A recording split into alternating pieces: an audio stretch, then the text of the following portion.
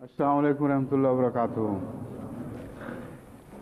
फ़िरौन का Assalamu alaikum wa rahmatullahi wa barakatuhu.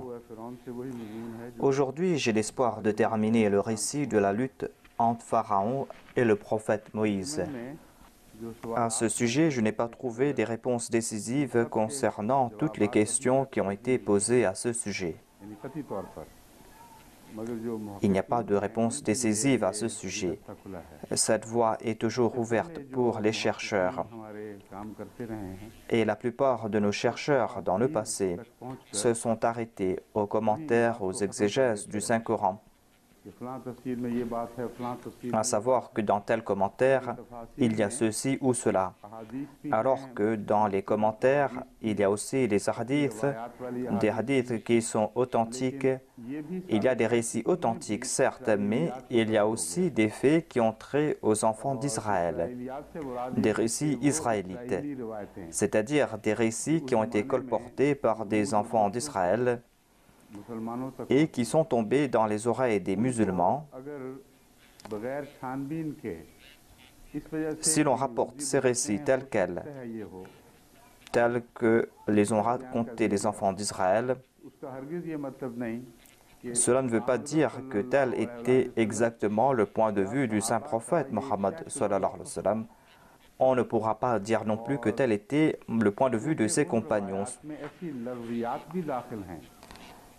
Il y a aussi des choses futiles dans ces récits, des faits que l'on ne peut accepter en aucune manière. Aucune personne de bon sens ne pourra accepter cela comme des miracles ou comme des faits ayant trait à l'expérience humaine. On a présenté certains de ces récits, mais ces récits, on ne peut les accepter. Mais ces récits sont monnaie courante. Il serait erroné de tirer la conclusion que si l'on trouve mention de ces récits dans les recueils de hadith et que l'on a pu retracer ces récits jusqu'au saint prophète sallallahu alayhi wa sallam, ou que ces récits ont été retracés jusqu'aux compagnons et que l'on doit accepter cela. On ne peut pas accepter ce postulat. J'ai parlé à ce propos dans le passé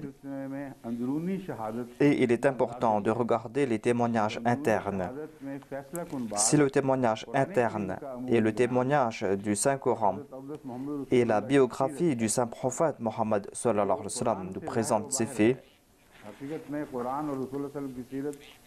le saint prophète Mohammed paix soit lui et le caractère du saint prophète Mohammed paix soit lui ne peuvent être séparés. Ce que l'on trouve mentionné dans le Saint-Coran a été mis en pratique par le saint prophète. Le saint prophète est le Coran personnifié. Voilà donc le point décisif. S'il y a quelque chose qui contredit ces principes ou qui contredit un autre verset du Saint-Coran ou un hadith, même si ce récit a une chaîne de transmission qui est saine, on ne peut que tirer la conclusion qu'il y a eu un malentendu quelque part dans la chaîne de transmission. Le rapporteur a mal compris ce qui a été rapporté, ou que ces récits font partie de ces histoires colportées par les enfants d'Israël. Il n'était pas interdit de rapporter les histoires des enfants d'Israël, mais ces histoires n'ont pas autorité. À l'époque du Messie premier l'Islam, nous trouvons mention de certains faits qui peuvent être en accord avec la science de l'époque. Mais il serait tout à fait erroné que de condamner quelqu'un si une personne essaye de corriger ces faits à la lumière de la science. On ne pourra pas condamner cette personne en disant qu'elle est en train de contredire le Messie premier l'Islam. Si le Messie premier l'Islam a accepté ces récits, parce qu'à l'époque il n'y avait pas d'autres récits, ces récits qui ont été colportés dans les tafasirs, il a présenté certains faits en se basant sur ses commentaires. Et par la suite, les recherches ont prouvé autre chose.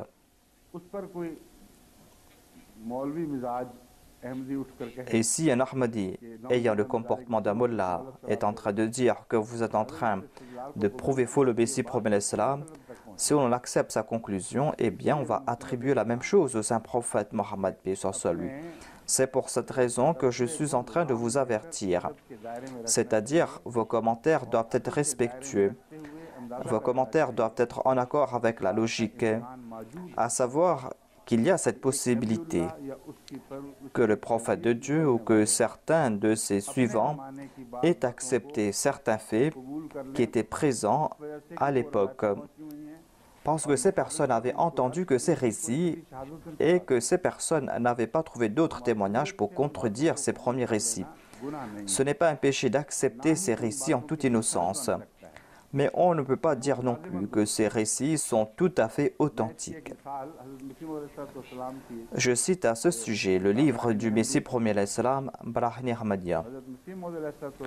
Dans ce livre, il a évoqué le sujet de faire naître la vie des morts, c'est-à-dire de faire sortir la vie de la mort. Il a parlé à propos des croyances hindoues et à ce sujet, il déclare qu'on en fait le témoignage quotidiennement. Nous voyons la vie sortir de la mort quotidiennement. C'est pour cette raison qu'on ne peut pas dire que la vie ne peut pas sortir de la mort. Selon son témoignage, il dit qu'après des pluies diluviennes, sur une terre qui était auparavant stérile et sèche, et bien sur cette même terre, après la pluie, on voit des insectes grouiller partout. On voit aussi des grenouilles, alors que ces grenouilles n'étaient pas présentes auparavant.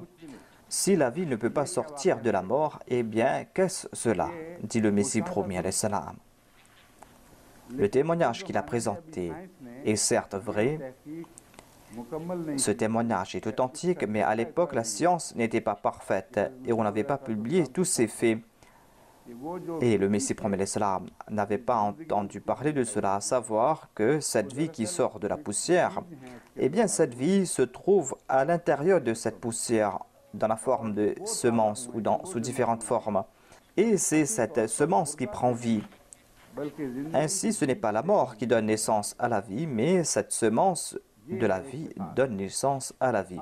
Voilà donc un exemple que je voulais citer. Quel est le point de vue des ulémas à ce sujet? Est-ce qu'ils vont dire que tous les scientifiques sont des menteurs?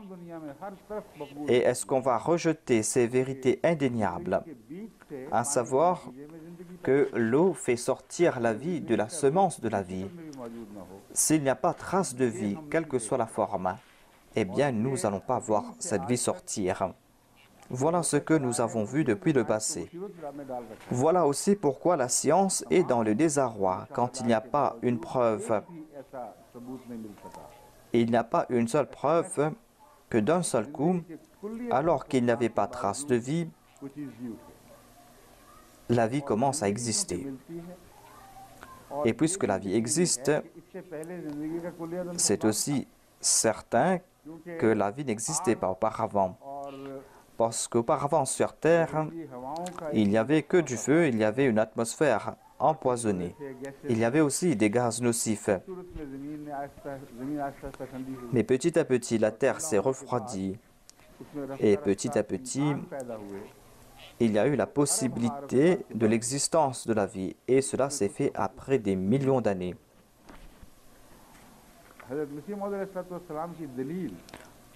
La preuve du Messie premier l'Islam n'est pas basée sur ce témoignage, mais en fait, il en est ainsi. Et les gens ne comprennent pas que lorsque nous sommes en train de faire ces commentaires, nous ne sommes pas en train de contredire le Messie premier l'Islam ou que nous sommes en train de rejeter ces faits. Au contraire, nous sommes en train de présenter des arguments qui n'existaient pas à son époque et que nous avons reçus aujourd'hui. Dire que les arguments qu'il avait présentés dans leur forme n'étaient pas exacts n'est pas manque de respect. Cela ne veut pas dire qu'on est en train de le rejeter. Cela ne veut pas dire non plus qu'on est en train d'affaiblir son point de vue. Au contraire, nous sommes en train de renforcer davantage ces arguments. Puisque la vie n'existait pas, Les scientifiques eux-mêmes disaient que pour avoir la vie, il faut qu'il y ait une forme de vie latente. Mais à l'époque, il n'y avait aucune forme de vie. Mais ils voient que la vie commence à fleurir et que la création commence à exister. Selon moi, c'est une preuve de fidélité que de renforcer le point de vue du Messie premier l'Islam et de renforcer sa mission. Ainsi, selon moi, c'est une preuve de fidélité à l'égard du Messie premier l'Islam. Mais selon certains ulémas, na'udzubillah min dhalik, nous sommes en train d'outrepasser les limites fixées par le Messie premier l'Islam. Dans le même contexte, il y a l'histoire du prophète Yahya, le prophète Jean.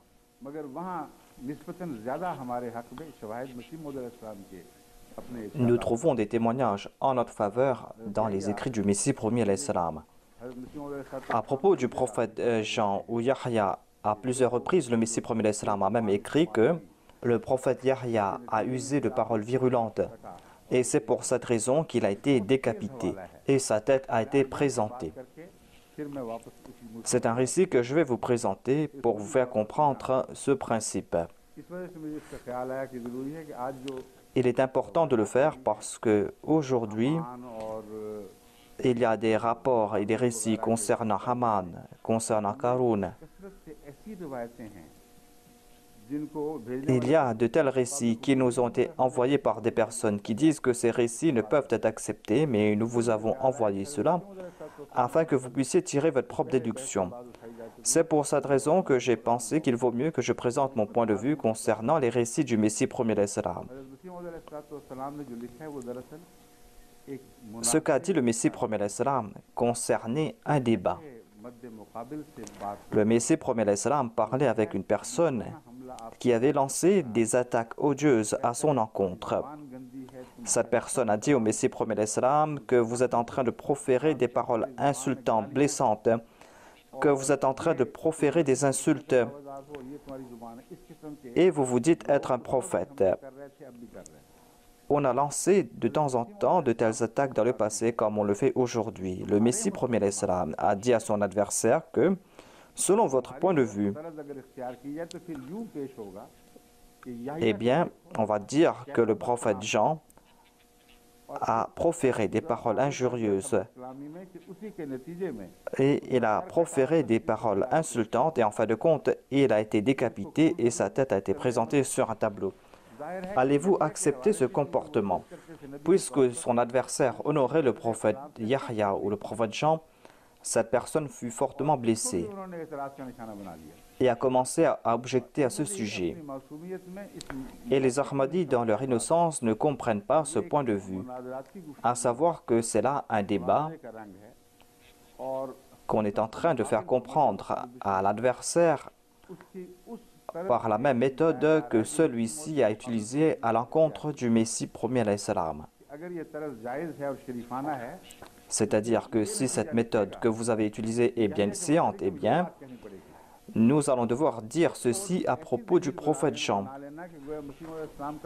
Si après ces propos du Messie premier l'Islam, on accepte que le Messie premier l'Islam a prouvé que le prophète Jean a été décapité et que sa tête a été placée sur un plateau, eh bien, ce sera là une atteinte à l'honneur du Messie premier l'Islam.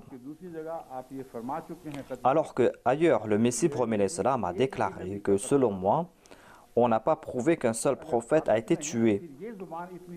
Si cela n'a pas été prouvé, pourquoi est-ce qu'il a usé de tels propos virulents concernant la mort d'un prophète? C'est là encore une fois une incompréhension à ce sujet. Dans ces hadiths, il y a ces récits concernant les enfants d'Israël. Ce sont des récits que l'on présentait et des récits qui sont monnaie courante. Accepter ces récits pour répondre à des attaques de l'ennemi ne prouve pas que tel était le point de vue du Messie premier l'Islam. On ne peut pas dire avec certitude que tel était ce point de vue. On ne peut pas dire avec certitude que tel était son point de vue. En lisant les ouvrages du Messie premier l'Islam, il est important de comprendre cela. Il y a tout d'abord la guerre qui est faite par l'épée. Il y a aussi la guerre faite par la plume. Et dans cette guerre ou dans cette bataille faite par l'épée, on répond aux attaques de l'ennemi de la même manière. Et on écrase avec plus de virulence l'ennemi le plus acharné. Le Messie promet l'Islam a fait ce djihad par la plume. Et ainsi on voit cet aspect virulent, à savoir qu'il a répondu aux attaques des ennemis de l'islam par les mêmes méthodes qu'ils ont utilisées pour attaquer l'islam. Mais l'on ne voit pas dans ces attaques sa vraie nature. L'on ne voit pas sa vraie personnalité. Cette nature, cette personnalité qu'il démontre lorsqu'il est en train d'accomplir le djihad akbar. Lorsqu'il y a une attaque, eh bien, il y a effusion de sang. Et cela affecte des personnes qui sont sensibles. Dans le Saint-Coran, Allah dit à propos du Saint-Prophète que le prophète n'a pas le droit de prendre des esclaves. Ici, on voit l'image d'un prophète qui fait couler le sang. Il serait tout à fait erroné de dire que telle est la nature du Saint-Prophète Mohammed sallallahu alayhi wa sallam, si l'on regarde uniquement cet instant où il est en train de se battre. Dans ce contexte particulier, l'on peut déduire que c'est un instant de grande bravoure. Mais il serait tout à fait erroné de dire que le saint prophète Mohammed paix soit lui était un va-t-en-guerre. C'est pour cette raison que les propos virulents du Messie promet l'Islam ne prouvent pas l'état interne de sa personnalité et sa vraie nature. Si on veut connaître sa vraie nature, eh bien, l'on doit étudier ses paroles. Paroles qu'il a prononcées concernant l'épanouissement moral des hommes, où il a évoqué les beautés de l'islam, là où il a présenté les secrets de l'islam, ces trésors qui ont été enfouis pendant longtemps. C'était des trésors perdus qu'il a fait ressortir. Il a présenté cela dans ses ouvrages. Et c'est là que l'on va voir sa vraie personnalité. Lorsqu'il n'était pas au cours d'un débat, son état était tout autre. Il avait d'autres sentiments à l'égard des prophètes. Il avait un très grand amour pour le Messie Jésus-Christ et il l'honorait.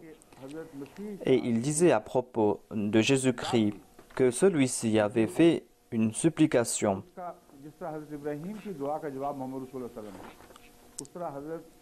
Le saint prophète sallallahu alayhi wa sallam fut l'exaucement de la prière du prophète Abraham et le saint prophète fut la manifestation de la prière du Messie. Le saint prophète s'est manifesté avec plus d'éclat, mais il fut le représentant du Messie. Il avait porté le nom d'Ahmad. Et par la suite, un autre Messie est venu suite à ses supplications. Et lorsqu'on va se rapprocher du jour de la résurrection, il y aura un autre Messie qui viendra.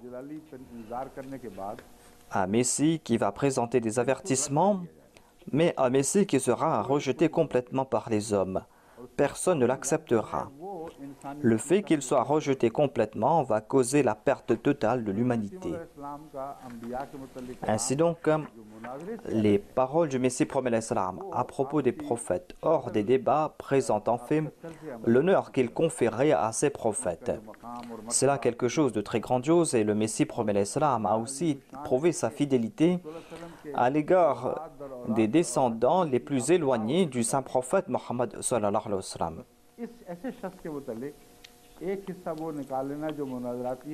Présenter des faits hors contexte, des faits qui ont été présentés lors des débats. Par exemple, à propos de Hadrat Ali, où il a dit « Laissez Ali qui est mort, venez vers ce Ali qui est vivant ». Certains ont présenté ces faits hors contexte afin d'attiser les autres. C'est là une sottise de la part des non-Ahmadis. Mais en tant qu'Ahmadi, on ne doit pas en être coupable. Voilà ce que je vais vous expliquer. Sinon, vous allez créer des difficultés pour vous-même et pour comprendre le point de vue du Messie promet l'Islam. Faites cette distinction. À savoir, au cours des débats, le Messie promet l'Islam a usé de paroles virulentes. Il a usé de ces paroles virulentes afin de répondre à ces attaques.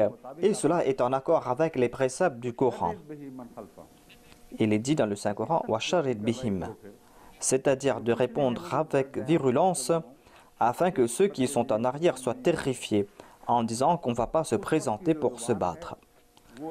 Les paroles qui sont présentées en de telles situations sont en accord avec un contexte particulier.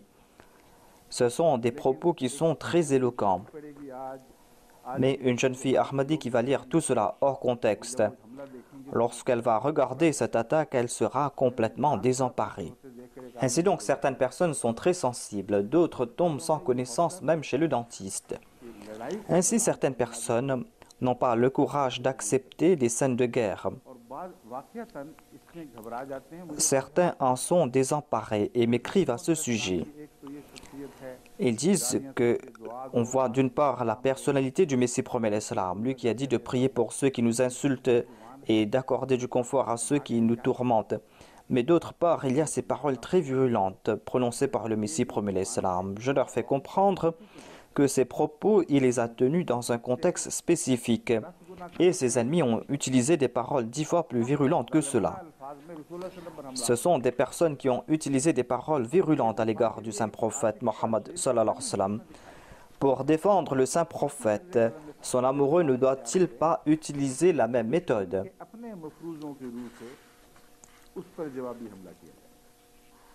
Est-ce qu'il ne doit pas utiliser de la même méthode pour répondre à ces attaques? Voilà donc la différence entre les propos des autres et les propos du Messie promet l'Islam. Si vous comprenez cela, vous allez comprendre que lorsqu'il a répondu à ces propos virulents, c'était toujours pour répondre à ces attaques contre le saint prophète. Il n'a pas utilisé une nouvelle arme. Afin de terrasser son ennemi, il a pris l'arme de son ennemi en disant que vous vous attaquez au saint prophète par cette arme. Eh bien, je vais vous faire goûter le plaisir de cette arme. Goûtez le supplice de cette arme. Voyez comment elle fait couler le sang. Et ses paroles étaient moins virulentes, mais il a toujours utilisé le même principe. Et vous n'allez pas voir d'exception à ce sujet. Temporairement, le Messie promet l'Islam avait usé des mêmes armes utilisées par ses ennemis. Mais ce n'étaient pas des armes qu'il avait utilisées de manière permanente. Si on prend l'arme de son ennemi pour lui trancher la tête,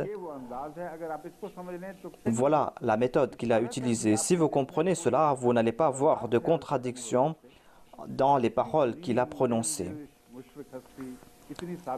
C'était une personne noble, de grand cœur. Il nous enseignait l'indulgence. Au cours de sa vie, il a traité avec grande miséricorde plus d'un et il a pardonné de grands coupables. Dans cette situation, pourquoi a-t-il utilisé des paroles aussi virulentes? Si vous comprenez cette réalité, vous n'allez plus voir de contradiction. Encore une fois, je présente cela, que la fidélité est que l'on doit servir la cause. Si par faiblesse humaine, on a prononcé des paroles qui ne sont pas à l'encontre de l'honneur qui revient au prophète, et si l'on a prouvé aussi que l'on ne va plus soutenir le Messie promet l'Islam par cette arme, mais que cette arme sera utilisée contre ses points de vue, et si au même moment, on trouve une autre arme pour soutenir les propos du Messie promet l'Islam et qu'on présente cette arme, et qu'on utilise cette arme de sa part, on ne peut pas dire que l'on est coupable d'une contradiction quelconque.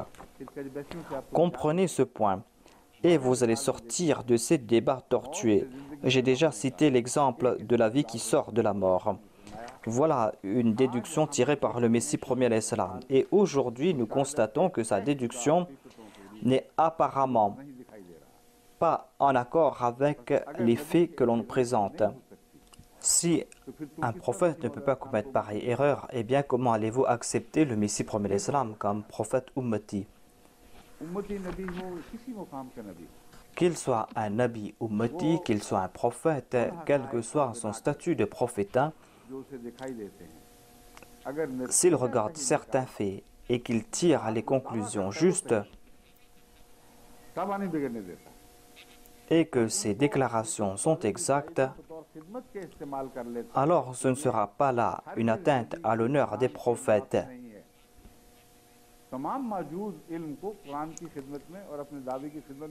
Il est tout à fait logique d'user de toutes ces connaissances pour servir le Coran.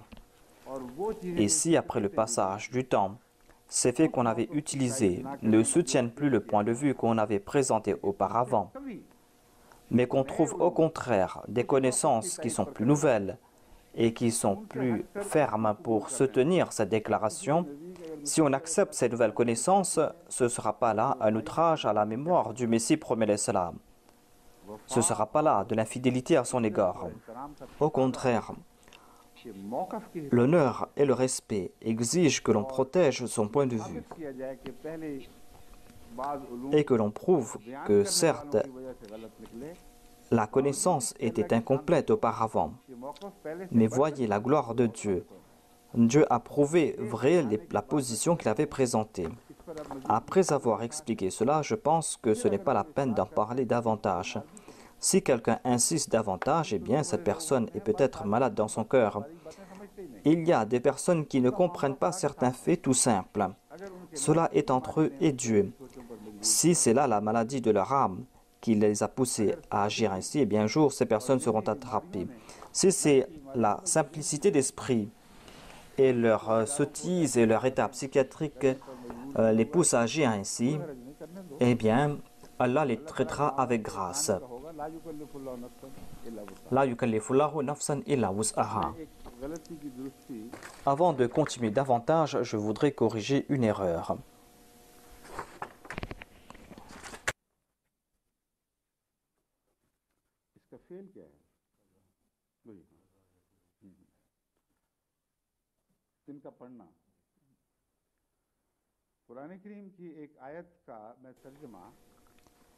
Je présentais la traduction d'un verset du Saint-Coran, mais je comprenais à tort le sens de ce mot. Par la grâce de Dieu, nos ulémas m'ont corrigé et ont attiré mon attention à ce sujet. Il y a le mot « irzi fihi ». Je croyais que « irzi » était un mot et « fi » était un autre mot.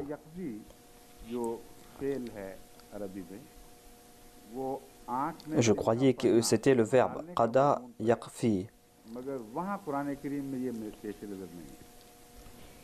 Mais dans ce verset, on ne voit pas ce mot. Il y a le mot « irzif ».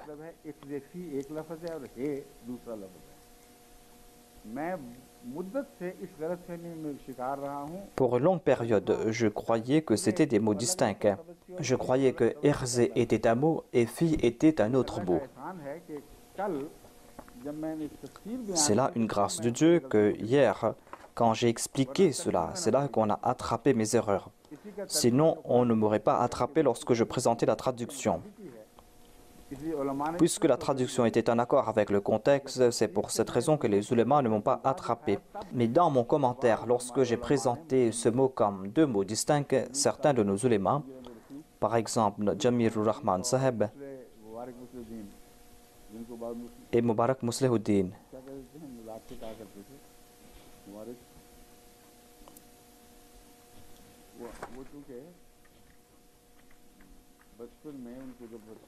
lorsqu'il était tout enfant, puisqu'il était intéressé par la pureté, on lui avait donné le titre de Muslim Maoud. Tout comme ici, on donne le titre de docteur Taqwa à notre médecin. Ce ne sont pas là de bonnes actions, ce ne sont pas là des faits louables. Avec de telles plaisanteries, on va se rapprocher de ces choses qui sont condamnées par le Saint-Coran. Il est dit « La tanabazu bil alqab ». Ce monsieur s'appelle Mubarak Muslih. Et en raison de sa bonne nature, en raison de ses bonnes manières, et puisqu'il insistait sur le fait d'être une personne pure, on lui avait donné le titre de Muslih Maoud. Mais je présente mes excuses ici. Ce n'est pas quelque chose de bon, ce n'est pas quelque chose de responsable, de respectable. Ce n'est pas bien de donner de tels sobriquets. On peut certes donner des sobriquets par amour, cela n'est pas condamné par le Saint-Coran. Le Saint-Coran interdit ces sobriquets qui blessent les cœurs. Sinon, à l'époque du Saint-Prophète Mohammed, paix soit sur lui, parmi les Arabes, ont donné ces sobriquets par amour. Par exemple, il y a Abu Huraira, qui est le père du chat. Mais puisqu'il n'y avait pas un aspect blessant dans ce sobriquet, c'est pour cette raison qu'on a accepté cela, et cela ne tombe pas dans cette catégorie. En tout cas, M. Mubarak Muslihuddin et l'autre monsieur ont attiré mon attention à ce sujet. Donc, il y a ce verbe « irzifi ». Moi, je croyais que c'était deux mots distincts. Et c'est sur cette base que j'ai présenté cet argument. Tous acceptent que le verbe utilisé ici est « qadhafa ».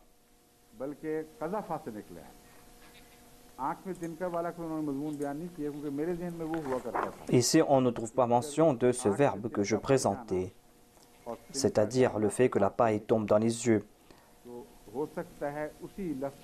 Il se peut que je l'ai dit, mais que j'ai présenté un autre sens et que j'ai cru que cela voulait dire que l'on doit placer dans le panier. Voilà donc l'erreur que j'ai commise. C'était là une erreur de ma part. On m'a dit que le verbe est qazafa, yakhzifu.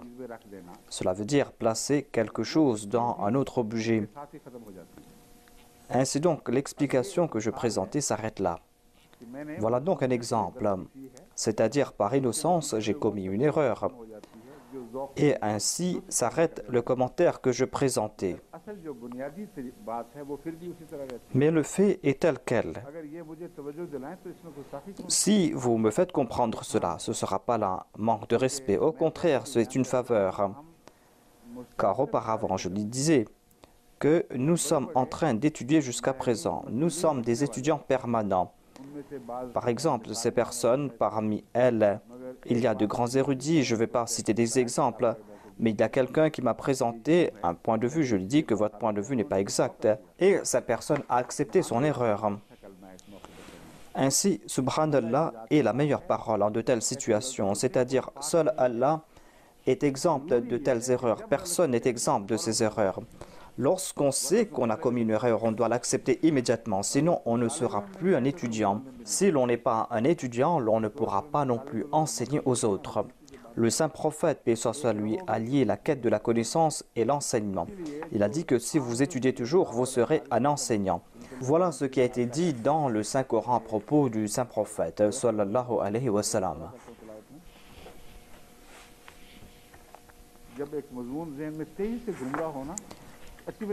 Par exemple, lorsqu'on est en train de réfléchir à propos d'un sujet, eh bien, des fois on oublie ce qu'on est en train de dire et on ne se souvient pas de ces paroles ou de ces sujets. Dans le Saint-Coran, il est dit « darasta », c'est-à-dire « est-ce que tu as appris cela ?»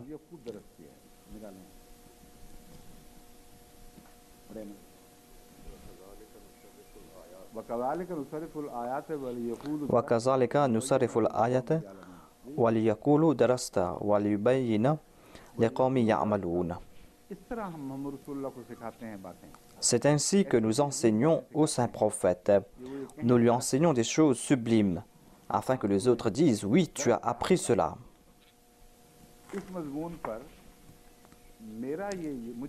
Selon moi, une autre nuance du verbe darasa, c'est d'enseigner. Le terme darasa veut dire apprendre, certes. Mais généralement, les ulémas disent que darasa veut dire apprendre, cela ne veut pas dire enseigner.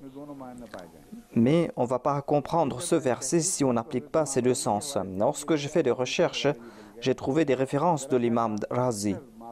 Il a dit que darasa signifie apprendre, mais darasa signifie aussi enseigner dans un sens. Et voilà le sens de ce verset. C'est pour cette raison que le hadith du saint prophète, paix soit sur lui, s'applique ici. C'est-à-dire, tu as enseigné tout comme tu as appris. Tu l'as fait à la perfection. C'est-à-dire que tu as fait pleuvoir sur eux cette connaissance qu'ils sont contraints de dire que tu as très bien appris de ton Seigneur et tu nous as très bien enseigné. Ainsi donc, à la base de ce hadith se trouve dans ce verset. À savoir que si vous allez bien apprendre, vous allez bien enseigner.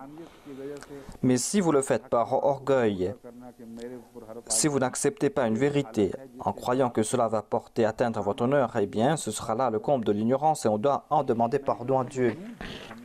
En tout cas, je suis reconnaissant envers ces personnes qui m'ont attiré l'attention. Il y a M. Mubarak Muslihuddin Saheb, M. Jamil Rahman Rafiq. Je vais maintenant retourner vers le sujet d'hier. Des fois, je parle à propos de certains sujets et j'en tire un grand plaisir. Et j'abandonne le fil conducteur du commentaire et je pars à droite et à gauche. J'espère que cela ne lasse pas les gens. C'est quelque chose de plaisant aussi, je pense. Cela a trait au commentaire, même si le sujet diffère un peu. Ainsi, je parlais à propos de Pharaon. Et il y a la question de Haman. Ensuite, il y a la question de Karun. Qui était Karun? Et le Saint-Coran évoque aussi les armées de Karun. Le Saint-Coran parle de Firauna wa Hamana. Ensuite, il est dit wa junudahuma. C'est-à-dire que ces deux forces avaient leurs armées séparées. Karun était quant à lui un ministre des Finances. C'était une personne influente. Et il appartenait au peuple de Moïse. Et lors de la lutte avec Pharaon, ces trois personnes devaient être présentes. Voilà la recherche à faire. Il est important de connaître qui sont ces personnalités. Il est important de savoir où se trouve ce trésor. Celui qui essaiera d'amener ces trois personnes à l'époque du pharaon Ménéptah sera voué à l'échec.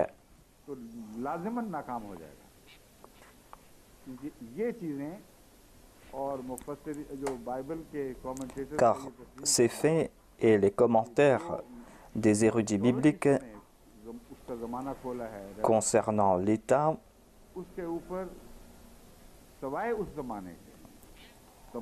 eh bien, sachez que tous ces détails ne peuvent s'appliquer qu'à l'époque du prophète Moïse. Et cela ne s'applique qu'à l'époque du pharaon Ramsès. Son règne fut très long, son règne fut glorieux. Il avait ses aides et il s'était battu. Ce sont des faits qu'acceptent tous les érudits. Mais il ne suffit pas qu'ils acceptent cela. Nous devons nous aussi faire des recherches. On doit faire des recherches concernant Asiya, c'est-à-dire qui était cette femme. Je présenterai devant vous ma déduction à ce sujet. Quand elle s'était mariée avec Pharaon et quand Moïse est né, elle était là en tant qu'épouse de Pharaon ou est-ce qu'elle s'est mariée après? On comprend à la lumière du Coran que Asiya était cette femme qui avait pris la responsabilité de protéger Moïse. Je leur ai demandé de faire des recherches concernant Asiya si elle était mentionnée dans les hadiths. D'où vient ce nom? Je vais vous éclairer à ce sujet tout d'abord. Il y a un hadith qui a été rapporté dans le recueil de Sahih Bukhari. Et on trouve mention de deux femmes. Il y a tout d'abord Asiya, la femme de Pharaon. Ensuite, il y a Maryam, la femme d'Imran. Cela se trouve dans la sourate At-Tahrim.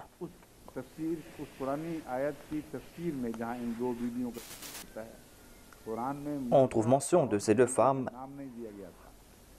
mais le Coran ne mentionne pas le nom de la femme de Pharaon. Le Saint-Coran mentionne uniquement l'épouse de Pharaon. Le Saint-Prophète nous dit que le nom de cette femme est Asiya. J'ai fait des recherches à propos de son nom. Et on a trouvé une femme à l'époque de Ramsès. Elle était parmi les épouses royales.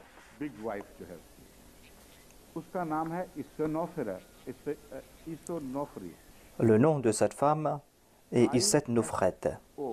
Les premières lettres de son nom sont I-S-E ou O. Et ces lettres correspondent à le nom Asiya. À part cela, il n'y a pas d'autre femme qui porte un nom où l'on trouve au tout début les mêmes lettres ou les mêmes syllabes. हरूफ मिलें On ne trouve pas de noms similaires ni parmi les pharaons précédents, ni parmi les pharaons qui ont succédé Ramsès. और खती सबूत मिल जाता है Si on fait davantage de recherches, l'on va trouver quelque chose d'autre, फिरौन के ज़माने में à savoir que वो यही Moïse est né à l'époque de ce pharaon et nous sommes en train de parler de cette époque. सबूत हमें मिल गया नाम के एतबार से मगर एक और Donc nous avons eu quelque chose concernant son nom. लफ्जी माने जो आसिया लफ्ज के हैं वो क्या हैं ये बईद नहीं Mais il y a aussi le sens de ce nom et il se peut que ce nom soit un nom attributif. गौर करके वो कहाँ है हवाले जिसमें नाम के इम्कानात हैं इसके नीचे ही है हाँ ये है नहीं आ गया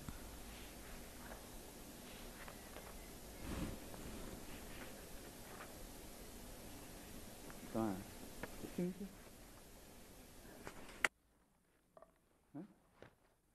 पढ़ा तो था मैंने कहीं फिर कागजों में है ये ठीक है अच्छा पहले आ गया है असाहो या Ce nom est dérivé d'un verbe qui signifie राबहु व अज़्ज़हु उसका इलाज que किया उससे ताज़ियत की l'on s'est occupé d'un malade, l'on a présenté ses condoléances.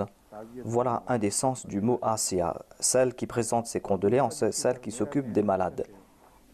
रहा है और मैं यही समझता रहा हूँ वो है Et je vous présente un autre sens. अफ़िया अलैहि हज़िना Ce sens est être triste. जो पाए जाते हैं ना गम के माने Il y a le sens de Yas, de la tristesse. नाम है अगर सिफाती नाम है Voilà donc ce nom attributif. क्योंकि कुरान करीम Et voilà le sens que l'on peut en déduire, car le Saint-Coran nous fait comprendre qu'elle était très triste et qu'elle suppliait Dieu, à savoir, « Ô mon Seigneur, libère-moi de ce tyran. ईमान ले आई » Et elle avait cru dans le prophète Moïse. को मुफस्सिरीन Conséquemment, फर्जी कहानियां les exégètes ont présenté des histoires farfelues sans fondement. On ne trouve pas de tels récits, même parmi les récits rapportés par les enfants d'Israël, c'est-à-dire que Pharaon l'a torturé, l'a persécuté. Ce sont des histoires farfelues. Mais le Saint-Coran nous fait comprendre qu'elle était très triste et qu'elle était très aigrie en raison des actions de Pharaon. Et elle priait, « Ô mon Seigneur, accorde-moi la liberté et donne-moi une maison au paradis. » On avait posé cette question, que peut-être que Pharaon ira au paradis ou pas. Il se peut qu'il soit pardonné et qu'il soit admis au paradis. S'il en est ainsi, मुसीबत बन गई eh bien, Asia, la pauvre, sera en grande difficulté. Elle a demandé le salut et voilà qu'elle trouve Pharaon dans le paradis. Ce ne sera pas possible. C'est pour cette raison que ce sont là des histoires farfelues. Elle a demandé le salut et certainement Pharaon se trouve en enfer. Le fait que Asia ait demandé le paradis, qu'elle ait demandé qu'elle ait une maison au paradis, nous fait comprendre que Pharaon ne se trouvera pas au paradis. कहानी तौर पर Ainsi, voilà Asia. C'est peut-être Issé Nofret, le nom dont je vous ai présenté. आइसोनोफ्रे पॉसिबल नाम है लेकिन मुहक्किकीन Voilà le nom plausible, Issé Nofret. Mais les chercheurs doivent faire davantage de recherches à ce sujet. Et il y a un autre point que l'on peut déduire du Saint-Coran, उस बीवी ने फिरौन से à savoir que quand cette femme a dit à Pharaon कहते हैं ताकि हम इस que nous allons adopter cet enfant afin que nous en fassions un fils adoptif, हम कहती हैं elle n'a pas dit moi, जिसका मतलब elle a dit nous. फिरौन के दूसरी Ce qui nous fait comprendre बच्चे नहीं que Pharaon n'avait pas d'autres enfants de la part de ses autres épouses. Pharaon n'avait pas encore d'enfants d'autres femmes. और ये उसको Et Asia était en train de dire à Pharaon qu'il se peut que nous n'ayons pas d'enfants. तो लावल्द मरना फिरौन के लिए बहुत ही जिल्लत का मुझे Et un Pharaon, mourir sans enfant était une grande humiliation. C'est pour cette raison que Pharaon lui a donné la permission d'adopter cet enfant. कसरत से उसकी औलाद हुई Mais par la suite, ce Pharaon a eu un grand nombre d'enfants. जो Et Ménépta, था जब वो बादशाह बना है qui avait 7 ans lorsqu'il fut Pharaon, और जिस était son 13e fils. उस वक्त Et avant que décède Ramsès, avant lui, avaient décédé 12 de ses fils. किस अरसे में हुए Quand est-ce qu'il est né? À quelle époque? Maintenant, je vais vous présenter les faits du Saint-Coran et des faits présentés par des égyptologues. Les faits présentés par le Saint-Coran sont certains et les faits présentés par des égyptologues sont des hypothèses. Tous sont d'accord que Ménéptah avait 60 ans lorsqu'il est monté sur le trône. Quand Ramsès est décédé, il avait 60 ans. De combien était-il le cadet de Ramsès, afin que l'on puisse connaître sa date de naissance? Si on accepte que Ramsès, le pharaon, est décédé à l'âge de 95 ans, et nombre de chercheurs sont d'accord à ce sujet, alors on va dire que Ménéptah est né quand Ramsès avait 35 ans. La question maintenant, c'est de savoir quand est-ce que Ramsès est monté sur le trône. Et après cela, on va aussi savoir l'année de sa naissance après que Ramsès est monté sur le trône. À ce sujet, on dit que Ramsès est monté sur le trône entre l'âge de 18 et 29 ans. S'il a régné jusqu'à l'âge de 95 ans, eh bien, il était plus petit que son père de 35 ans. Si son père fut pharaon à l'âge de 29 ans,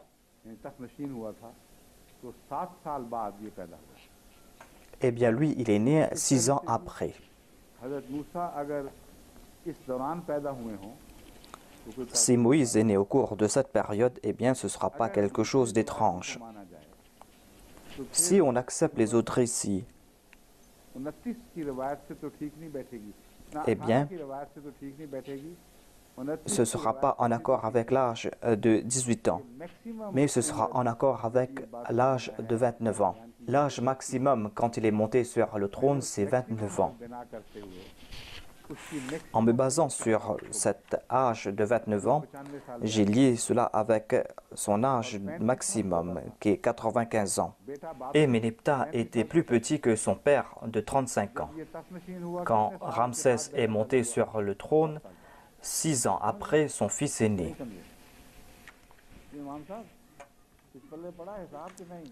Imam Saheb, avez-vous compris ce que j'ai dit? Si vous n'avez pas compris, eh bien les autres aussi ne vont rien comprendre. C'est là une contrainte de ma part. Je dois expliquer cela même si cela va prendre du temps. On dit que le pharaon avait au maximum 95 ans.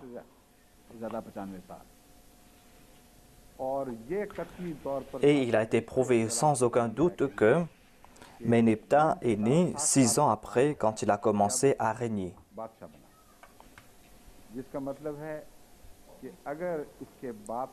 Cela veut dire que si son père est décédé à l'âge de 95 ans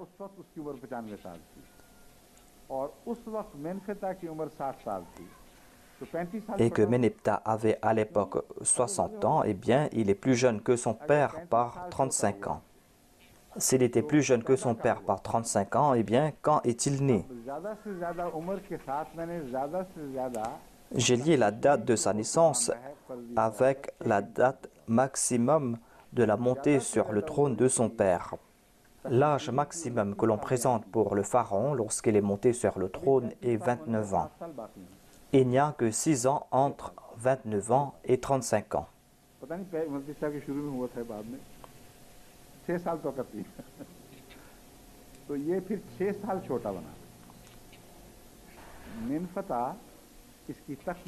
Ainsi, Ménéptah était plus petit que Moïse par 6 ans. Si Moïse est né la même année que Pharaon est monté sur le trône, ou au cours de l'année qui s'est écoulée, eh bien, Ménéptah est plus petit que Moïse par 5 ou 6 ans.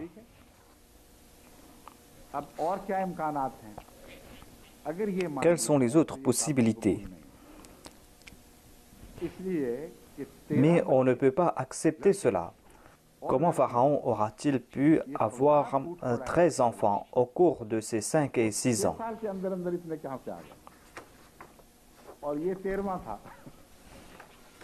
Et Ménéptah était le 13e enfant. C'est pour cette raison que nous devons chercher d'autres récits. Des récits qui sont plus acceptables, mais qui présentent des périodes encore plus longues. J'ai fait une analyse à ce sujet et selon un récit, il est dit que Séti avait régné pendant 14 ans. Et après cela, il a régné.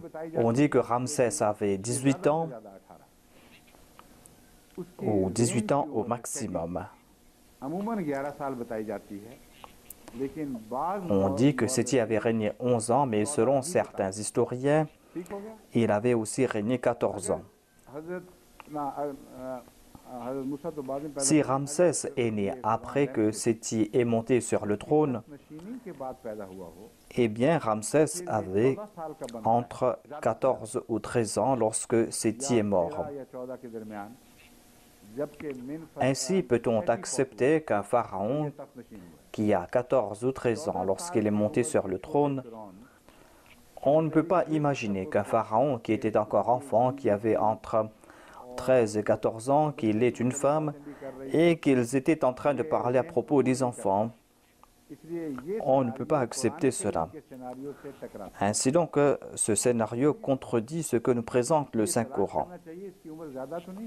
C'est pour cette raison que l'on doit se demander s'il n'était pas plus âgé. Nous avons fait des recherches et on est tombé sur une stèle où on trouve une déclaration de ce pharaon qui déclare que quand mon père était en train de célébrer le fait qu'il était monté sur le trône et lorsqu'il est apparu en public pour la première fois, moi j'étais un tout petit enfant et je jouais dans ces girons. Et il a placé sur ma tête une couronne et a dit qu'aujourd'hui, lui aussi, il va régner en tant que roi. Et c'est un enfant qui a beaucoup de capacités. Et il a placé sa confiance en moi. Et il m'a accordé de grandes responsabilités. Voilà la déclaration que l'on trouve sur une stèle de ce pharaon. Si on laisse de côté ses habitudes à être orgueilleux, car telles étaient ses habitudes, c'était un pharaon très arrogant. Et il n'y avait pas de pharaon plus arrogant que lui. Il était si arrogant que certains historiens ont dit qu'il était celui qui utilise le burin.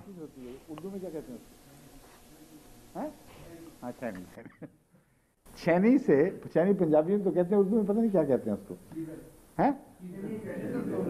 ऐसा नहीं क्या चीज़र उर्दू में,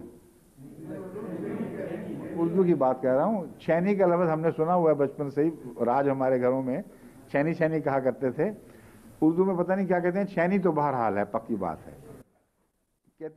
On dit de ce pharaon qu'il aimait utiliser le burin.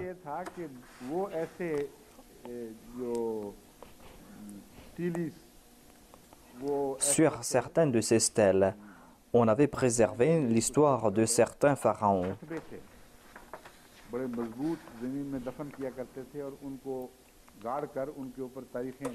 Ainsi donc, on a tracé sur ces stèles les histoires de ces pharaons. C'est grâce à ces stèles qu'on a connu l'histoire des pharaons d'Égypte. Selon les historiens, ces stèles ont une grande importance. Mais ce pharaon a raconté beaucoup d'histoires à propos de sa personne. Et on n'accepte pas tout ce qu'il dit. Les historiens disent qu'on ne doit pas accepter tout ce qu'il dit car, en fait, il effaçait les histoires des pharaons du passé. Il enlevait leur nom avec du burin et il plaçait son nom à la place du nom de ces pharaons. Et ainsi, il voulait faire croire à ceux qui allaient venir après qu'il avait accompli de grandes œuvres. Ainsi, nous n'allons pas accepter toutes les histoires qu'il a racontées. On ne sait pas à quel point il a dit la vérité. Mais il ne peut pas nier l'histoire de son époque. C'est pour cette raison que nous allons devoir accepter ces faits. Il a présenté des faits qui concernent sa naissance. C'étaient des faits connus et il ne pouvait y avoir de contradiction à ce sujet. S'il n'y a pas de contradiction avec ce sujet, eh bien, on doit accepter cela. Ici, il n'y a pas de contradiction avec ce qu'il a raconté. C'est pour cette raison que ce n'est pas la peine de rejeter cela. Ainsi,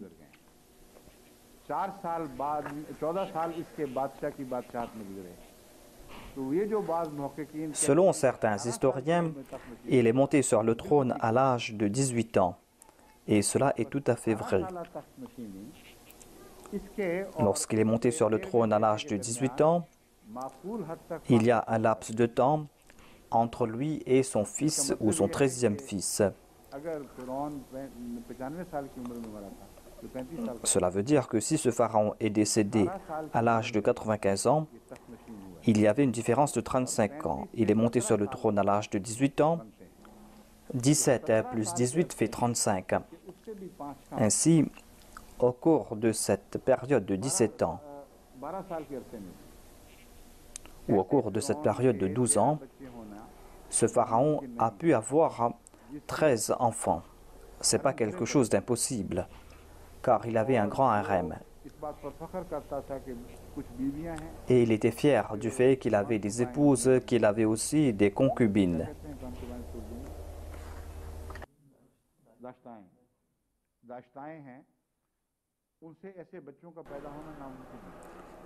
Ainsi, il est possible qu'il a eu autant d'enfants. En ce qui concerne une de ses épouses, Iset Nofré, elle est la même qui est la mère de Ménepta. La mère de Ménepta avait 4 enfants. Elle avait 4 fils. Cela est en accord avec ce que nous dit le Saint-Coran. C'est-à-dire, quand Moïse est né, la femme qui lui a accordé la protection s'appelait Iset Nofré, c'est-à-dire Asiya. Cette femme n'avait pas d'enfant. Moïse est né immédiatement après le début du règne du pharaon. Et dès que le pharaon a commencé à régner, il a donné des ordres de tuer les enfants d'Israël. Son père était un grand ennemi des enfants d'Israël. Et il est dit qu'il avait fait de son fils un tyran. Ainsi, dès qu'il est monté sur le trône, Pharaon a dit qu'il faut tuer les enfants d'Israël. Ce n'est pas quelque chose d'impossible. Et c'est là que Moïse est né. Et le pharaon n'avait pas d'enfants à l'époque. Ensuite, Dieu a accordé à Asiya 4 fils. Et un de ses fils était Ménepta. Asiya, pour une longue période, a témoigné des crimes de ce pharaon, de ses actes indécents. La prière que lui attribue le Saint-Coran nous fait comprendre cela, c'est-à-dire qu'elle a souffert pendant longtemps et qu'elle a prié beaucoup. Elle a prié pour qu'elle soit délivrée de Pharaon. On ne sait pas quand elle a été libérée, mais l'histoire d'Asiya doit être étudiée davantage. Et les ulémas doivent réfléchir à ce sujet. Je vous fais comprendre qu'il ne faut pas regarder les récits des exégètes. Ils ne pouvaient pas connaître ces histoires. Ils ne pouvaient pas connaître ces faits. Ces faits, ces trésors ont été découverts par la suite. Tournez-vous vers ces faits et implorez l'aide de Dieu. Et c'est là que nous allons découvrir nombre de choses. Il y a un autre point qui concerne Haman. Ensuite, il y a Qarun. Est-ce que ces 3 personnes ont vécu à l'époque de Ramsès ou pas? Les historiens disent qu'il y a cette possibilité, c'est-à-dire que ces 3 personnes aient vécu à l'époque de Ramsès. Quel est le sens du mot Haman?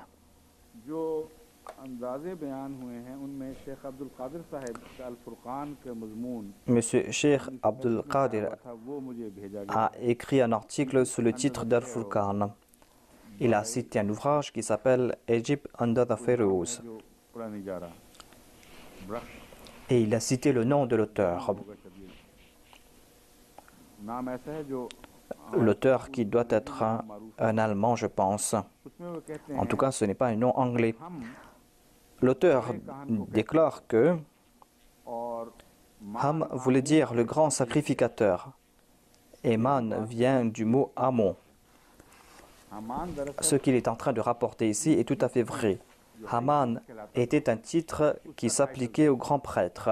और हामान को इतना बड़ा मर्तबा था Haman avait un très grand statut अपने पहले बड़े बेटे को et Pharaon Ramsès avait fait de son fils aîné le grand prêtre.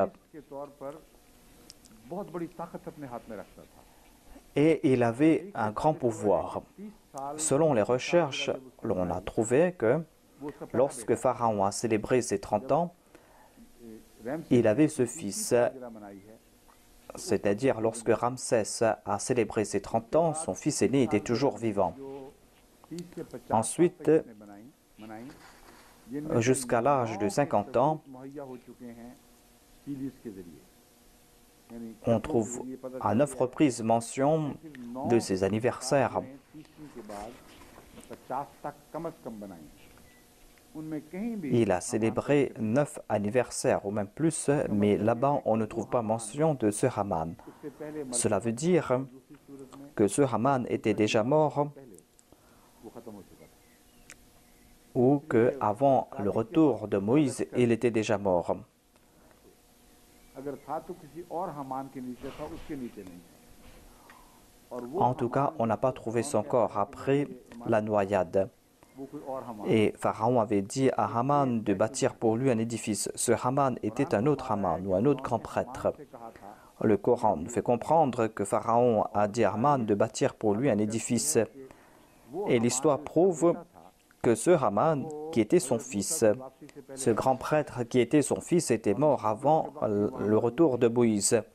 Et il n'était pas présent lorsqu'il y a eu cette lutte entre Pharaon et Moïse. 13 बेटे Les fils de Pharaon sont morts rapidement के सामने ये देख et il a vu la mort de 13 de ses fils, de ses yeux. जनूदा हुमा का जो जिक्र कुरान करीम में En tout cas, on trouve mention de ces deux armées dans le Saint-Coran. हमने तहकीक On doit faire des recherches à ce sujet. चलता है Et grâce à cela, कि दो आर्मी थी l'on a compris que Pharaon avait deux armées. ये एक मजीद सबूत Ce Ramsès avait deux armées. और नहीं था Ainsi, on comprend que c'est lui-même ce Pharaon. Army Il y a une référence qui a été apportée par Sarah Safi. His army composed mainly of Egyptians, but also Son armée était composée d'Égyptiens, mais aussi de mercenaires étrangers. consisted of 4 divisions. Et son armée était faite de 4 divisions, selon les noms de Dieu. Was Amun, Une des divisions était Amon, qui s'applique à Haman. division का जो सरदार है वो Le chef de cette division était Haman. तो वो जो चीफ इसका वजीर है या जो भी इसका सबसे बड़ा रुकन En tout cas, अपने बाद il y avait ce grand prêtre ou ce grand ministre après Pharaon. लेकिन हमान chief priest Haman était le grand prêtre, il était aussi le chef de cette armée. Est-ce deux personnes différentes ou une seule personne? Voilà la question que l'on doit se poser. Selon moi, c'était deux personnes différentes. जो chief priest Il y a tout d'abord Haman, qui était le grand prêtre. सरदार है ये इसलिए Mais il y avait aussi le chef de cette armée. Foreign Si on accepte que c'était un étranger, दो इम्कान है eh bien, il y a deux possibilités. उन्हीं में से कोई था Soit qu'il était des leurs थे बल्कि बाहर के थे et qu'il n'était pas un Égyptien, mais qu'il était de l'extérieur. वो जो chief priest Ou soit qu'il appartenait à une division qui était composée de soldats étrangers. Major लश्कर foreigners पर मुश्तमिल मगर हामान नाम का था ना अमून नाम का Il y avait cette division ये शक्ल बन रही qui s'appelait Amon. कुरान करीम का ये फरमाना कि जुनूदा Le Saint-Coran déclare कि फिरौन Junudahuma kanu khatein, c'est-à-dire दो अलग अलग ces deux armées, Pharaon et Haman, étaient tous des pécheurs. अंगेज कुरान करीम की सदाकत का सबूत मुहैया होता C'est là un autre point qui prouve la véracité du Saint-Coran. है रैमसीस के ज़माने की Le Saint-Coran a évoqué avec minutie l'histoire de ce Pharaon. कि मौरखीन जिसको बाद में आने वाले चिली की मदद Et से les historiens qui sont venus plus tard ont découvert ces faits sur les stèles. Ils ont dû accepter ce qui est écrit sur ces stèles. Mais 1400 ans de cela, le Saint-Coran nous a présenté ces faits. Mais cela ne s'applique pas au pharaon Méneptah.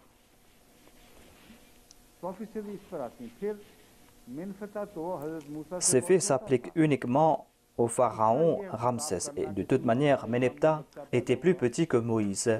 Il n'aurait pas pu dire à Moïse que tu es né devant moi. Peut-on dire à une personne qui est plus grande que soi de 20 ans que tu es né devant nous?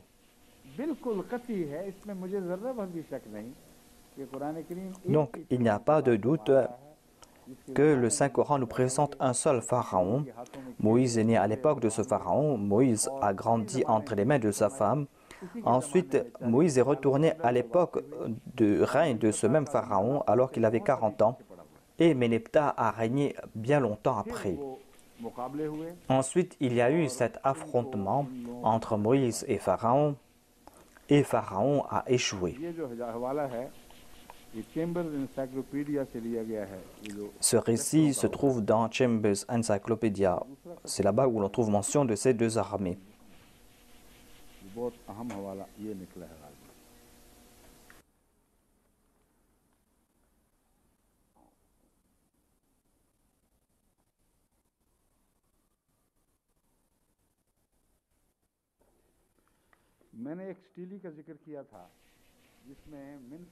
J'ai évoqué une stèle et Méneptah déclare avec fierté que je suis parti là-bas et j'ai complètement déraciné les enfants d'Israël. J'ai tiré la conclusion que si on va débattre à ce sujet et s'il y aura eu une telle bataille, pourquoi est-ce qu'il est parti là-bas pour les déraciner? Pourquoi est-ce qu'il n'a pas tué ici même les enfants d'Israël? On aurait pu aussi dire qu'il avait besoin des enfants d'Israël en Égypte comme esclaves. C'est pour cette raison qu'il est parti à l'extérieur pour les exterminer. Mais encore une fois, c'est quelque chose de très farfelu. Pourquoi est-ce qu'il est parti là-bas pour les exterminer? Et Pharaon, en dépit de ses grandes déclarations, a subi un grand échec de la main d'une personne qui était parmi les plus méprisables, qui appartenait à la classe des laboureurs. Lorsqu'on s'oppose aux représentants de Dieu, lorsqu'on fait l'intention de les tuer, en fin de compte, l'on subit l'échec. Il avait vu une force dans le prophète Moïse. Pourquoi donc est-il sorti à l'extérieur pour aller exterminer les enfants d'Israël? Ce n'est pas ma conclusion à moi, mais Saleh Safi a présenté une référence à ce sujet, tirée d'un ouvrage dont le titre est « L'histoire des Hébreux à l'époque des Romains ». L'auteur déclare qu'on a tiré la conclusion d'une stèle que lorsque Méneptah était en train de régner, les Hébreux avaient quitté cet endroit. Il n'y avait pas trace de leur existence en Égypte. C'est pour cette raison qu'on trouve mention de ces paroles sur ces stèles. Et de grands historiens ont tiré cette conclusion. À savoir qu'il est peut-être coupable d'orgueil, mais qu'il n'était pas présent là-bas. Il voulait venger son père, en fait.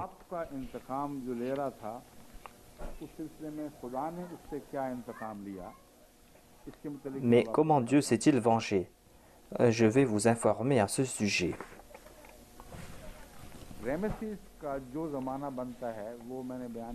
Comme je l'ai dit, quand Moïse est retourné en Égypte, il avait 40 ans. Le Saint-Coran nous fait comprendre que lorsqu'il a été choisi comme prophète et qu'il avait complété cette période de 8 ans, lui-même ne voulait pas rester là-bas davantage et il a pris la permission pour partir. S'il avait complété sa permission, il n'aurait pas demandé permission de partir. Prendre la permission signifie qu'il avait terminé la période de 8 ans et qu'il voulait partir après avoir pris la permission de son beau-père. C'est là que Dieu l'a choisi comme prophète. Et Dieu lui a dit que maintenant tu as atteint l'âge pour que tu puisses travailler pour moi. Je t'ai choisi pour moi. En tout cas, il avait moins de 40 ans. J'ai dit qu'il se peut qu'il ait 40 ans et qu'il ait eu ce statut de prophète alors qu'il était tout jeune. Dieu a dit que dès que tu es arrivé à maturité, nous t'avons choisi. Il fut choisi comme prophète à l'âge le plus jeune que l'on peut être choisi comme prophète. Eh bien, à l'époque, selon les déclarations du Saint-Coran, il avait environ 33 ans. C'est pour cette raison que j'ai dit qu'il avait émigré à l'âge de 25 ans.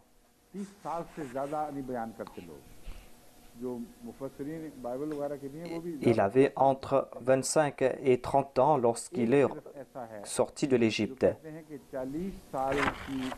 Il y a quelqu'un qui a dit qu'il a émigré de l'Égypte à l'âge de 40 ans et qu'il est resté là-bas 40 ans et qu'il est retourné en Égypte à l'âge de 80 ans.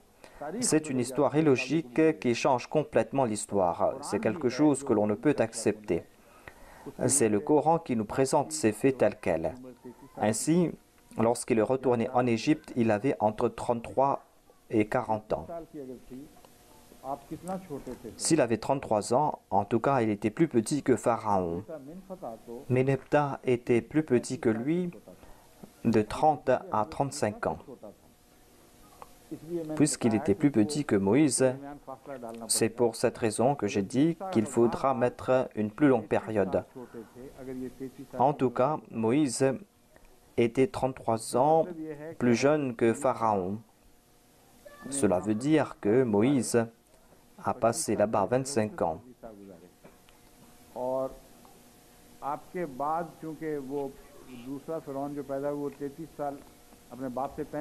Et Ménephta était plus jeune que son père de 35 ans.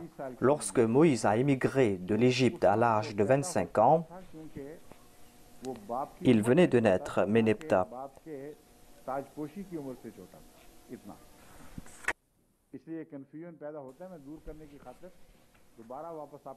Je veux dissiper ces malentendus et je veux vous expliquer cela. Si ce pharaon Ménephta est né 18 ans avant, eh bien, ajoutez 18 à 25. 25 est l'âge de l'émigration de Moïse hors de l'Égypte.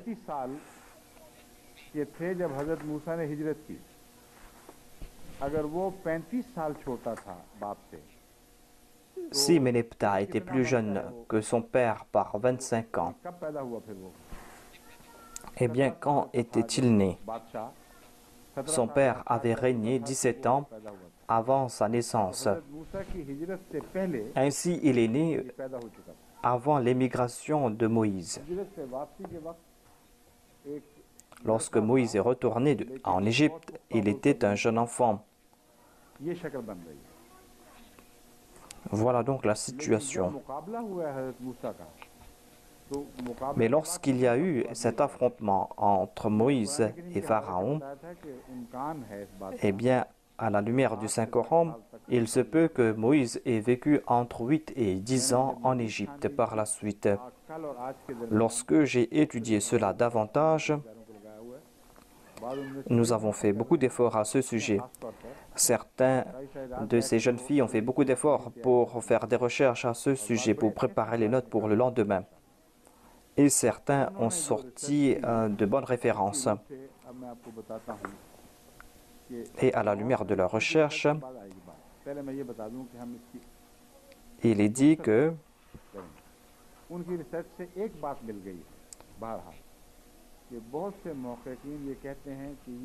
beaucoup d'historiens ont déclaré que cette période en Égypte a duré 10 ans. Ainsi donc, les historiens sont en accord avec ce que j'ai dit.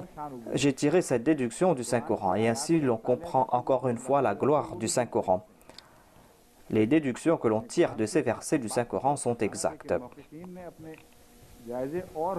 Et les historiens ont fait des recherches et ont présenté le même chiffre.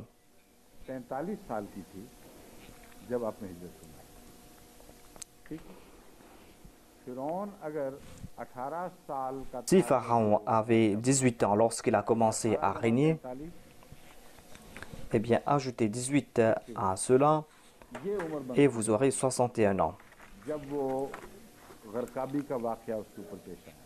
Et il avait 61 ans lorsqu'il y a eu l'événement de la noyade. Et Ménéptah, quel âge avait-il à l'époque? S'il était plus jeune que lui de 30 ans, eh bien, il était à l'époque encore un enfant.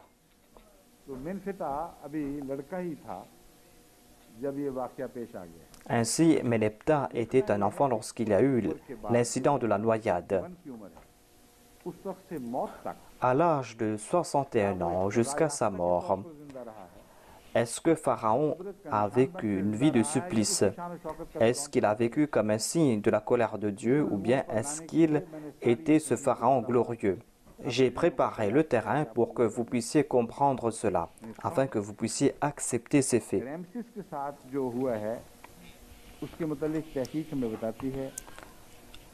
Les recherches nous font comprendre que tout d'abord, on a découvert le cadavre de Ramsès et de Séti en 1881,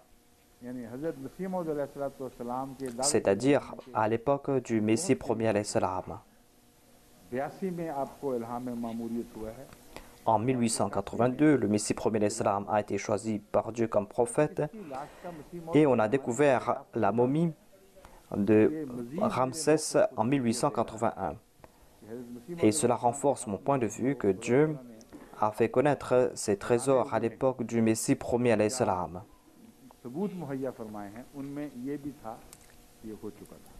Et voilà un des arguments qu'il voulait nous présenter. La momie de Ménéptah a été découverte par la suite.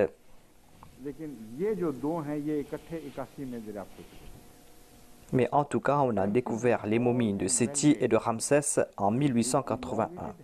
Il est dit que Ramsès était bien bâti, sa tête était allongée, sa tête était petite comparée à son corps, et il était chauve. Il mesurait 6 pieds.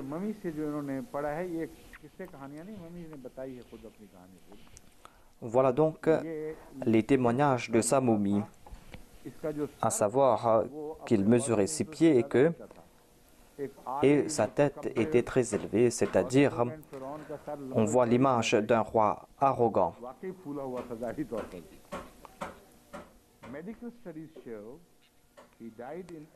Les études médicales prouvent qu'il est décédé à l'âge avancé.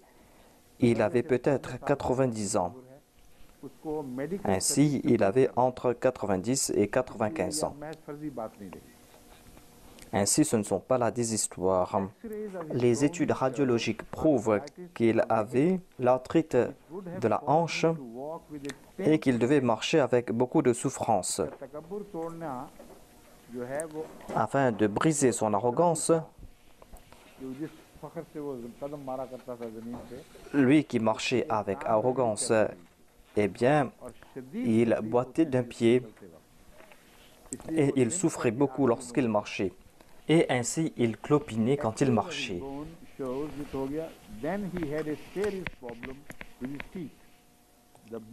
Il avait un sérieux problème avec ses dents.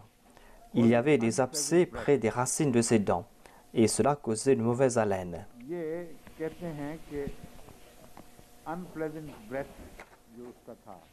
Il avait une mauvaise haleine, disent les chercheurs.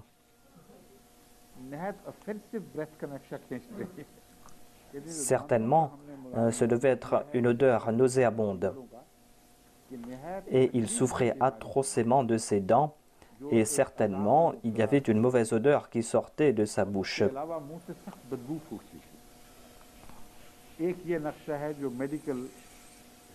Voilà ce que nous présente la médecine.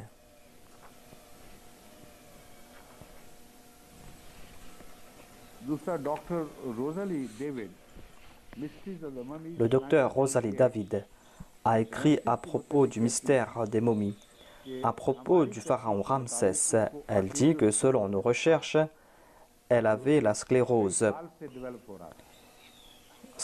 qui a duré pendant plusieurs années. Cela veut dire que lorsqu'il s'est affronté à Moïse, il a vécu 30 ans. Par la suite, il a eu cette maladie, une maladie qui l'avait empêché de marcher. Et il souffrait aussi de ses dents. Et certains médecins disent qu'il est décédé de cette maladie et qu'il avait beaucoup souffert. Et les médecins disent qu'il a eu cette sclérose des artères. Et cela aurait affaibli sa mémoire.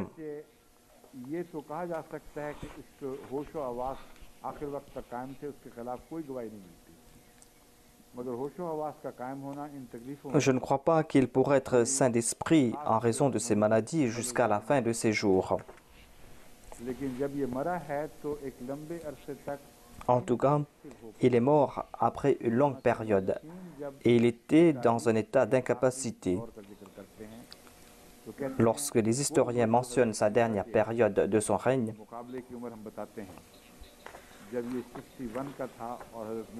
eh bien, lorsqu'on mentionne cette période lorsqu'il avait 61 ans, l'histoire après cet âge de 61 ans est complètement mort.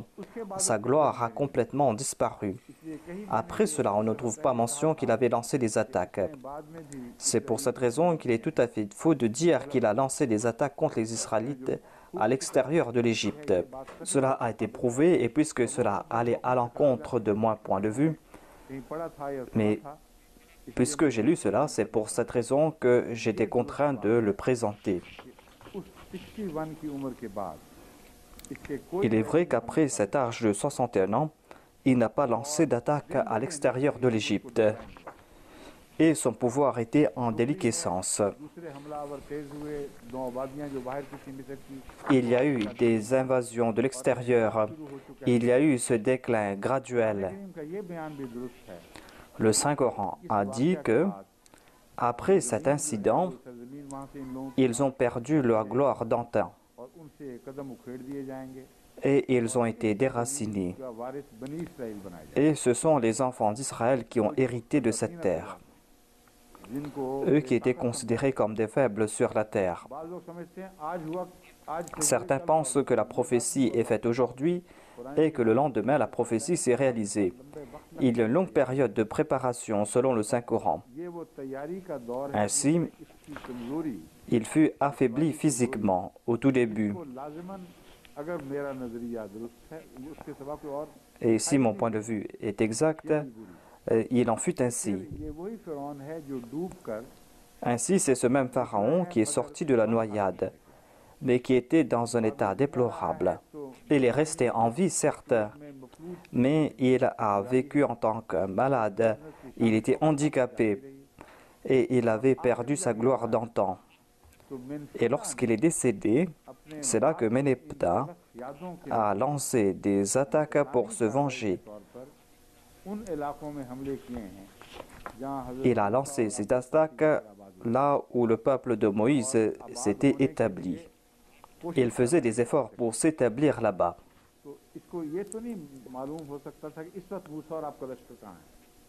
On ne peut pas dire où se trouvait Moïse et son armée, mais il a vu quelques personnes là-bas qui étaient en Palestine et il les a rencontrés, peut-être qu'il les a anéantis en pensant que c'étaient les enfants d'Israël, ou soit qu'il était en train de mentir et qu'il a tué quelques personnes et qu'il est retourné, mais que la graine était toujours présente là-bas.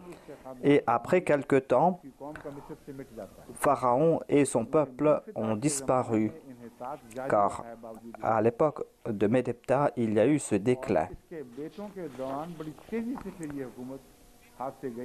Et ils ont perdu leur pouvoir. Il y a eu des attaques de la part des Grecs. Et ces derniers ont mis fin complètement à leur règne. Et par l'entremise des Grecs, Dieu a accordé la victoire aux enfants d'Israël. voyez le décret de Dieu, car plus tard, les Grecs ont accepté Jésus-Christ. Aujourd'hui, nous dépendons de la langue grecque pour étudier la Bible. En tout cas, les Grecs ont régné pendant longtemps en Égypte.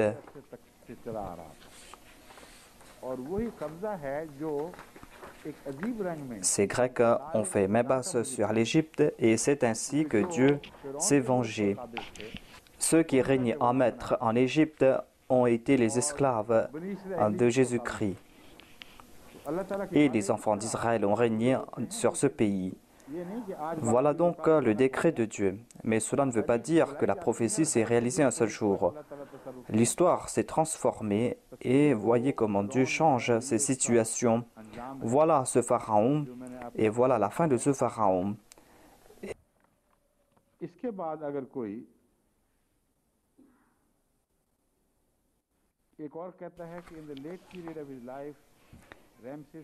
Un autre écrivain écrit que Ramsès était sénile dans la dernière partie de sa vie et qu'il y a eu des rébellions sur la frontière.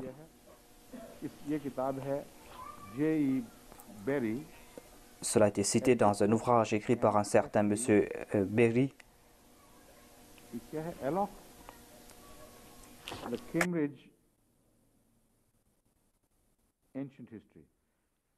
The Cambridge Ancient History में ये जो 1924 में शाया हुई थी उसमें ये जिक्र भी. Cet ouvrage a été publié en 1924.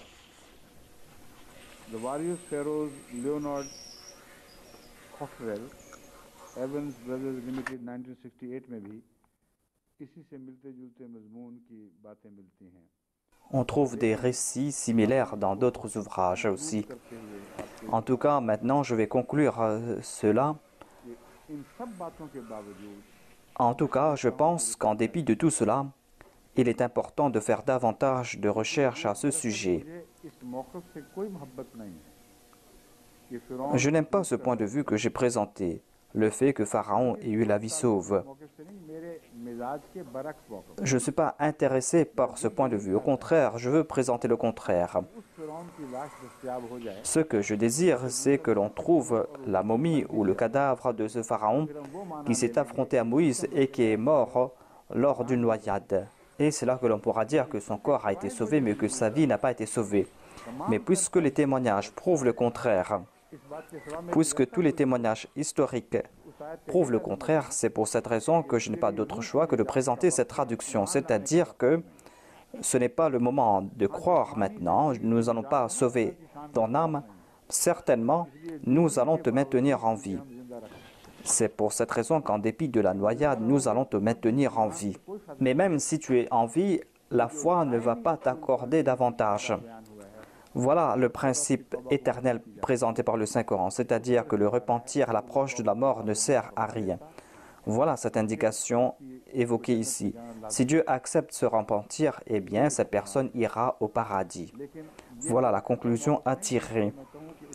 Mais je ne dis pas qu'il n'y a pas d'autres possibilités. S'il y a d'autres possibilités, eh bien, montrez cela. Ma défaite ici sera aussi ma victoire. Car moi, je veux montrer le miracle du Coran et je veux protéger le Saint-Coran d'une attaque vicieuse. Et je veux le faire en étant soutenu par le Saint-Coran. Je ne suis pas en train de faire des efforts pour sauver un cadavre. J'ai étudié le Coran et le Coran a présenté des arguments infaillibles et en grand nombre. Et c'est à la lumière du Coran que je vous ai présenté cette histoire, alors que personne n'a présenté l'histoire de Pharaon sous cet angle. Et selon moi, toute l'histoire s'est mise en place comme les pièces d'un puzzle. Si quelqu'un veut prouver le contraire, eh bien ce n'est pas un péché. Faites preuve de taqwa. Mais maintenant, c'est à vous de prouver cela. Montrez ce pharaon à qui s'applique l'histoire présentée par le Saint-Coran, c'est-à-dire un pharaon qui a vécu si longtemps, à propos de qui tous les historiens sont contraints d'accepter que cet affrontement entre Moïse et Pharaon s'est passé à l'époque de Ramsès, वो कहते हैं कि वो तमाम बातें car ils disent que tous ces faits de l'histoire s'appliquent avec l'époque de Pharaon. और उन वाकयात में बाइबल जहाँ कुरान से मिलती है वो उनके पेश नजर है। Et ils ont eu en tête ce que dit la Bible. On trouve mention de ce pharaon bâtisseur, celui qui avait 2 armées, और सरबराह के ताबे बड़ी ताकतवर लश्कर था। lui qui avait confié cette armée à un autre chef. यही नतीजा निकालते हैं। Il y a d'autres points qui ont été présentés. Et voilà la conclusion que l'on tire. Si on prouve que ce pharaon n'était pas Ramsès, mais quelqu'un d'autre, उसके ज़माने में eh bien, on va devoir prendre ses armées et le placer à l'époque de ce deuxième pharaon. On va devoir montrer qui est Assia. On va devoir montrer la gloire et les fastes. On va devoir montrer aussi que ce deuxième pharaon a bâti de grandes villes. Et on va devoir aussi montrer les signes de cet affrontement avec les enfants d'Israël. ये सारी बातें वहाँ दिखानी Le fait qu'il y a eu ces signes. अगर दिखा देंगे तो फिर भी मैं ही जीतूंगा। Si vous montrez tout cela, eh bien, c'est moi qui vais remporter la victoire. Car la victoire du Coran signifie ma victoire. Et je vais dire que maintenant, on a prouvé ce que dit le Saint-Coran. C'est-à-dire que voilà ce pharaon, et ce pharaon est mort. En tout cas, moi, je vais remporter la victoire. N'ayez pas peur pour moi. Laissez cela entre les mains de Dieu. Présentez votre point de vue et faites des recherches à ce sujet. Je ne peux pas citer quelques commentaires et dire que voilà ce pharaon. Et vous ne pourrez pas appliquer cela à l'époque de Ménépta sans rejeter ce que dit le Saint-Coran. Main Faiza तक पहुंचने के लिए आपको जबकि कुरान से ये साबित हो चुका हो कि Alors que le Saint-Coran prouve que c'est au début du règne de Ramsès qu'est né Moïse. Et le Saint-Coran déclare qu'il est retourné à l'âge de 40 ans. इसलिए जब तक कुरान से जायज रास्ता नहीं निकालते मैं आप कभी इजाजत नहीं दे सकता। C'est pour cette raison que sans sortir de cette voie, vous ne pourrez pas dire que cette période s'applique à l'époque de Ménépta. Donc, on va continuer ce sujet après. मैंने कहा था जुमेरात तक मैं कर लूँगा। असल में जुमेरात का लफ्ज़ जो मैं Je croyais terminer cela jusqu'à jeudi. है या बुध है। Et j'ai oublié si aujourd'hui on est mercredi ou jeudi. जुमेरात तक Je croyais qu'aujourd'hui nous sommes mercredi et que je vais continuer ce sujet jusqu'à jeudi. है ना जब इंसान एक गुफ्तगू कर रहा है तहकीकी उमूर में और डूब कर करता है Lorsqu'on est épris par quelque chose, बिल्कुल बेखबर l'on oublie certains faits. अचानक इंसान जाएंगे ये मैं क्या बात कर रहा हूँ इसलिए कि वो mafia Et c'est là que l'on réalise ce que l'on dit, car on se sépare de ce monde lorsqu'on parle. इन्ना फी खल्क़ि समावात वाली आयत कमी J'ai cité ce verset, Inna fi khalqi samawat. की है वो पता है कि इस आयत के सर पर है J'ai récité ce verset जो आयत à बाद में plusieurs fois, लेकिन अकेली आयत के मजमून में उस हदीस के हवाले से ऐसे नशे mais की कैफियत j'ai cité ce hadith जिंदगी की कोई होश ही नहीं थी et j'ai oublié le sujet autour. अलग है ये वो बताना चाहता हूँ कि एक C'est ainsi que l'on est absorbé par un sujet महवियत के आलम में गुफ्तगू करते et cela prend du temps pour retourner dans ce monde. माहौल के वापस आने के कुछ बाद वक्त लगता है करने में जिस तरह अंधेरे से रोशनी से अंधेरे कमरे में Tout comme quand on entre dans une chambre noire, les yeux prennent du temps avant de s'adapter. आपको भी हुआ था फिर मुझे भी हुआ कि मैं क्या बात कह रहा था लेकिन J'en ai fait l'expérience moi-même. इंशाल्लाह फिर अब तफसीर कुरान के सिलसिले Donc à partir d'après-demain, nous allons commenter de nouveau sur les versets du Saint-Coran. में थोड़ा सा Nous allons commenter sur le dernier verset où nous l'avions laissé. أعوذ بالله من الشيطان الرجيم